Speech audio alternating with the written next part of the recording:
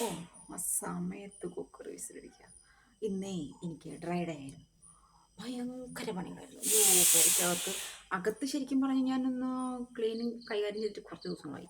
അപ്പോൾ അതിൻ്റെ എല്ലാ കേടും തീർത്തിട്ട് ഇന്ന് ഭയങ്കര പണിയായിരുന്നു. അപ്പോൾ ഞാനിത് മൊത്തം എൻ്റെ വീടൊന്ന് കാണിച്ചു തരാം കേട്ടോ. ഇവിടെ ലൈറ്റില്ലേ? ഇവിടെയായിരുന്നു കഴിഞ്ഞ ദിവസമൊക്കെ പണി. മുറ്റം, ഇത് ഫ്രണ്ടിലത്തെ മുറ്റം, വഴി പോകുന്നു. അതിൽ ആ പൂവിൻ്റെ അപ്പുറത്തോടെ വഴിയാണ്. ഇവിടെ ഒരു വഴിവിളക്കുണ്ടായിരുന്നല്ലോ, എവിടെ പോയത്? ആ, ഇതാണ് വഴിവിളക്ക്. പിന്നെ നമ്മൾ അകത്തേക്ക് കയറി. കുക്കർ വിസിലടിച്ചുകൊണ്ടിരിക്കുന്നു കേട്ടോ, സോറി. പിന്നെ അതന്ന് ഞാൻ ഉണ്ടാക്കിയ ഒരു കറക്റ്റ് അത് ഒരു വീഡിയോ ഇട്ടുണ്ട് കേട്ടോ, അതിൻ്റെ ചേട്ടൻ. ഓംകാരൻ്റെ ഡ്രസ്സുകൾ പുറത്തിടുന്നത് എനിക്ക് ഇഷ്ടമല്ലാത്തതുകൊണ്ടാണ് ഞാൻ അകത്ത് വിരിച്ചിട്ടേക്കുന്നത്. കുക്കറൊന്ന് ഓഫ് ചെയ്തിട്ട് കേട്ടോ.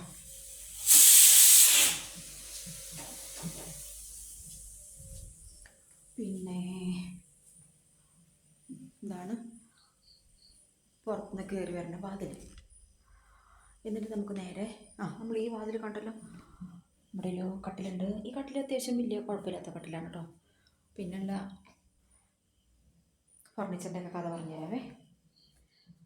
ഈ സാധനം മുകളിൽ വെക്കേണ്ട പാന, പക്ഷേ മുകളിൽ വെച്ചിട്ടില്ല. എന്ന് വയ്ക്കാൻ പറ്റും എന്നൊന്നും എനിക്കറിയില്ല. നമുക്ക് കാറ്റ് കിട്ടിയാൽ മതിയല്ലോ. പിന്നെ പുറത്തേക്കുള്ള ജനൽ, ശാലുവിൻ്റെ വിവാഹത്തിൻ്റെ ഫോട്ടോസാണ് ഇതൊക്കെ. പിന്നെ ഞാൻ ഒരു കപ്പിൻ്റെ കുഴ പൊട്ടിയപ്പോൾ അതിൽ പിടുത്തം പൊട്ടിപ്പോയപ്പോൾ അതിൻ്റെ അകത്ത് മൺപ്ലാന്റ് വെച്ചു. പിന്നെ ഇത് മേശ. ഈ മേശ 4 ആൾ കൂടി ഇവിടെ വന്നിരുന്ന എന്തെങ്കിലും ഒരു ഭക്ഷണം കഴിച്ചോണ്ടല്ലോ, എനിക്ക് അപ്പോൾ പേടിയാണ്. കാരണം ഇതന്നെ ഞാൻ നോക്കിയിരുന്ന ഇതിൻ്റെ അവസ്ഥ ഇതായി. അയ്യോ അത് തീരെ പോയില്ല. ആരും കാണണ്ട, അങ്ങനെ ഇരിക്കട്ടെ. ഈ മേശവിരിയുടെ പവർ മാത്രമേ ഉള്ളൂ കേട്ടോ. എപ്പോഴാണ് ഇതെന്നെ നാണം കെടുത്ത് താഴെ വീഴുന്നത് എനിക്കറിയില്ല. പിന്നെ എൻ്റെ ഭഗവാന്മാർ അവിടെ ഒരു മണി പ്ലാന്റ് വെച്ചിട്ടുണ്ട് കേട്ടോ. ഇത് എൻ്റെ ദൈവങ്ങൾ. അവിടെ ഒരു മാതാവുണ്ട്. ഈ മാതാവിനെ ഓംകാർ അവൻ്റെ ടാർജറ്റാണ് മാതാവ്. അത് കാരണം ഞാൻ മാതാവിൻ്റെ അടുത്ത് മോളിൽ കയറ്റി വെച്ചു. അതെനിക്ക് അംഗൻവാടിയിലൊരു കുട്ടി അവൻ്റെ ബാഗിൽ എന്നും ഉണ്ടാവും മാതാവ്. അപ്പോൾ 2-3 ദിവസം കഴിഞ്ഞപ്പം ഞാനാണെങ്കിൽ വിശ്വസിക്കുന്ന ഒരു ദൈവമാതാവ്. അപ്പോൾ അതെനിക്ക് വേണം തോന്നി.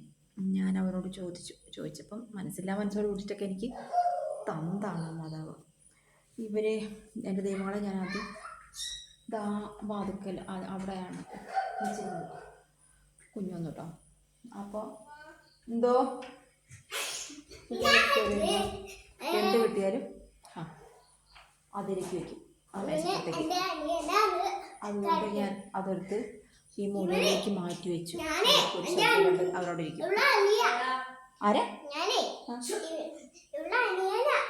ആരുടെ അനിയൻ? പിന്നെ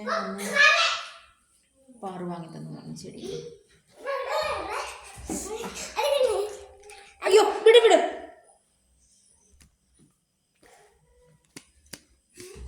ശ്രദ്ധ ചെയ്യുവാണ്. ഇത് ബാത്റൂമാണ്. പിന്നെ ഇനി ഇത് മറ്റൊരു ബെഡ്റൂമാണ് കേട്ടോ. ആ കാർട്ടൺ ഞാൻ അങ്ങനെ ചെയ്തിട്ടേക്കുന്നതാണ്. ഒരു ചെറിയ ബെർത്ത് ഉണ്ട് അവിടെ. എൻ്റെ കിണ്ടി ഇടവഴിയൊക്കെ ഇരിക്കുന്നുണ്ട്. അമ്പികയൊക്കെ വന്നാണ്ടല്ലോ ഓടി ഡ്രസ്സ് ചെയ്തിട്ട് അല്ലെങ്കിൽ എന്തെങ്കിലും കണ്ണെഴുതി പൊട്ടിട്ട് ഓടി അലമാരയിടയ്ക്ക് വരും കാണാൻ വേണ്ടിയിട്ട്. പക്ഷെ ഇതിൻ്റെ ചില്ല് പൊട്ടിപ്പോയി, ചെല്ലില്ല. അങ്ങനെ അബദ്ധം പറ്റാറുണ്ട് അവൾക്ക്. പിന്നെ ഇത് കുറേ പഴക്കം ചെന്നൊരു ബെഡ്ഷീറ്റാട്ടോ, ഈ ചോട്ടാ ഭീമ.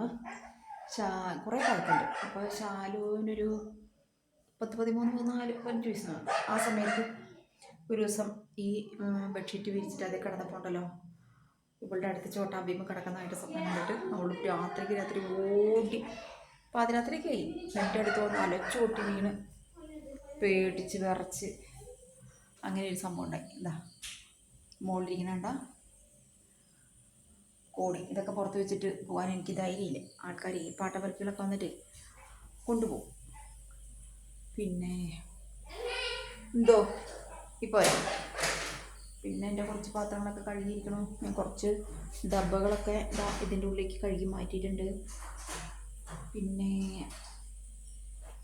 ഇതൊരു വലിയ പഴയ സ്റ്റാൻഡായിരുന്നു. ഞാനത് ഇതിൻ്റെ ഉള്ളിലേക്ക് കയറാൻ വേണ്ടി തല്ലി പൊട്ടിച്ചിട്ട് ഇതിൻ്റെയൊക്കെ ഒരു വീഡിയോ ഇട്ടുണ്ട് ആദ്യകാലങ്ങളിൽ. പിന്നെന്താ എൻ്റെ അരിക്കടാണ് കേട്ടത്.